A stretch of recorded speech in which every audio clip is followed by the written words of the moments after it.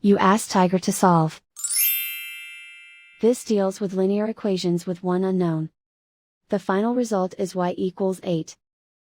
Let's solve it step by step. Simplify the expression. Multiply the coefficients. Simplify the arithmetic. Group all y terms on the left side of the equation. Subtract 48y from both sides. Group like terms. Simplify the arithmetic. Group like terms. Simplify the arithmetic. Group all constants on the right side of the equation.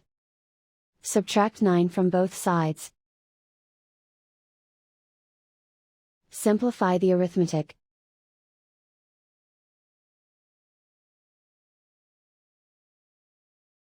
Isolate the y. Divide both sides by -46. Cancel out the negatives. Simplify the fraction. Cancel out the negatives. Find the greatest common factor of the numerator and denominator. Factor out and cancel the greatest common factor. And so the final result is y equals 8.